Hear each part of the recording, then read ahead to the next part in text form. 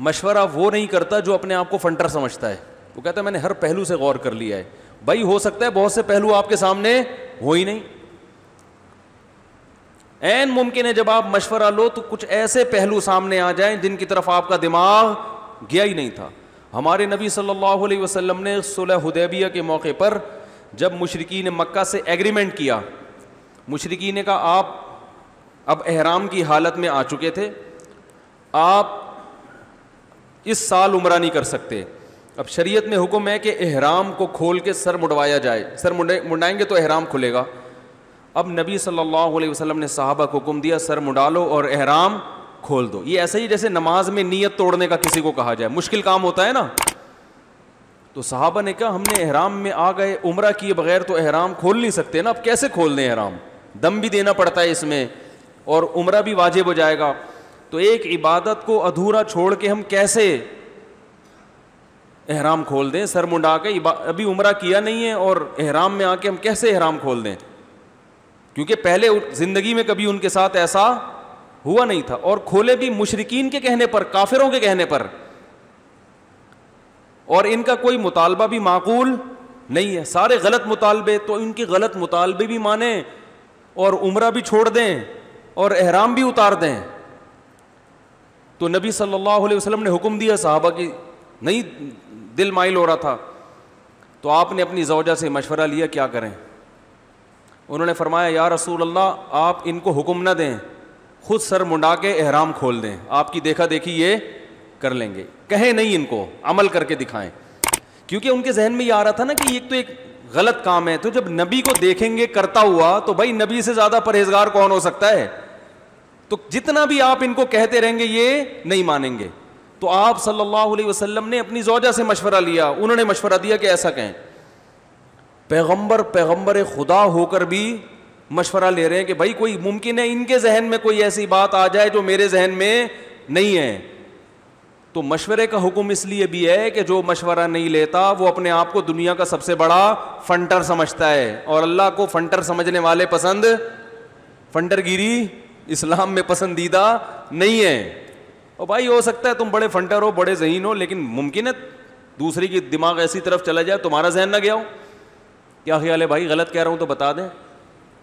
تو ہمارے نبی نے تو سکھایا ہے, آپ سے بڑا, آپ سے زیادہ ذہین کون ہو سکتا ہے. تو آپ صلی اللہ علیہ وسلم نے یہی مشورہ پر عمل کیا کہ بھائی کہنے کا فائدہ نہیں ہے, سر منڈا لو. جب صحابہ نے دیکھا نبی نے سر منڈا لیا تو بہت سب نے سر منڈانا شروع کر دیا, سب نے احرام کھول دیا. تو ہم ہوتے استخارہ, ہر چیز میں استخارہ, استخارے پر فیصلے ہو رہے ہیں. کیونکہ زیادہ تر لوگ استخارہ کرتے ہیں شادی بیاہ کے موقع پر اور بیڑا غرق کر رہے ہیں. زیادہ تر نکاح کے موقع پہ استخارے نکال کے رشتوں کا بیڑا غرق کیا جا رہا ہے. یہ تو بہت ہو رہا ہے. اچھا بھلا رشتہ آیا بہن کے لیے, بیٹی کے لیے, استخارے میں نہیں آیا, ٹھیک ٹھاک رشتے کو چلتا کر دیا, کسی مکھنچو سے شادی کر دی کیونکہ وہ استخارے میں آ گیا تھا. میں پتہ نہیں کیوں نہیں آ رہا استخارے میں سمجھ میں نہیں آ رہا ہے بھائی. اچھا خیر, تو پتہ نہیں لوگ بیوقوف کیسے بناتے ہیں. تو یہ بیوقوف بناتے ہیں کہ بتا رہا ہوں. تو یہ مزاح کر رہا ہوں, اس کو سیریس نہ لیں بھائی. تو استخارہ نکالا, اچھے رشتے. ابھی ماں باپ اپنی بچی کو لے کر آئے, رشتہ آیا ہوا ہے, مان کے ہی نہیں دے رہی, استخارے میں آ رہا ہے اس بچی کے کہ یہ بندہ ٹھیک نہیں ہے. تو میں نے کہا یہ اس کو سمجھ میں ہی نہیں آ رہا ہوگا, لڑکا پسند نہیں ہوگا, استخارے کی پہ ڈال دیا. آج کل یہ بھی ہے کہ جو چیز سمجھ میں نہیں آ رہی استخارے پہ ڈال دو.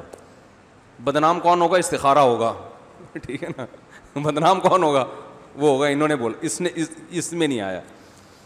تو مسلمان گراؤنڈ ریئلٹی کو دیکھ کے فیصلہ کرتا ہے, استخاروں کی بیس پہ فیصلہ نہیں کرتا. استخارہ کرتا ہے اللہ سے مدد مانگنے کے کہ بھائی اللہ ہم نے پورے اسباب اختیار کر لیے. فیصلہ کرنا تو ہمارے اسباب سے ہوتا کچھ نہیں ہے, ہمارے اسباب سے ہوتا کچھ نہیں ہے, ہم نے تو سب کچھ کر لیا, اب مدد کون کرے گا, تو اس کے لیے استخارہ کیا جاتا ہے کہ اصل فیصلہ تو تیرا ہے. ہو سکتا ہے میں صحیح سوچ رہا ہوں لیکن وہ غلط ہو, اور جس کو میں غلط سمجھ رہا ہوں ہو سکتا ہے وہ صحیح ہو. تو بس تو کہیں میں نے تو جو کرنا تھا کر لیا, اب تو وہ کرا جو تیرے علم میں بہتر ہو, کرانا وہی تو نے, ٹھیک ہے نا, میرے فیصلوں پہ نہ جانا. تو ہمارے نبی نے غزوہ خندق میں مشورہ لیا صحابہ سے. تو اور دوسرا مشورے کا اصول یہ ہے کہ مشورہ اس سے لیا جائے جو اس فیلڈ میں ماہر ہو. سمجھ میں آ رہی ہے بات؟ جنگ لڑنی ہے, مشورہ حکیم سے لے رہے ہیں. مشورہ کس سے؟ وہ غزوہ خندق میں آپ صلی اللہ علیہ وسلم نے جنگ میں قبائل کی جنگ کو روکنا تھا نا, دفاع کرنا تھا. تو یہ نہیں کہ عرب کے جتنے حکیم ہیں, ایران کے جتنے حکیم ہیں, سب کو بلا لیا ہو, ایسا نہیں ہے. جنگی ماہرین کو بلایا, اور آپ صلی اللہ علیہ وسلم نے خاص طور پر وہ یہ جنگ ایران میں ہوا کرتی تھی کہ چاروں طرف سے قبائل, تو سلمان فارسی سے مشورہ لیا کہ عرب تو اس جنگ کے عادی ہے ہی نہیں, آپ بتاؤ کیسے یعنی اس موقع پر ہم کیسے ڈیفینس کریں.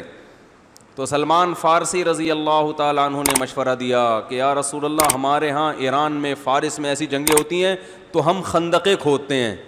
تو ان کے مشورے پر عمل کیا گیا پھر. تو اس لیے ہمارے جو بھی فیصلے ہوں میرے بھائی, گراؤنڈ ریئلٹی کو سامنے رکھ کے ہونے چاہیے.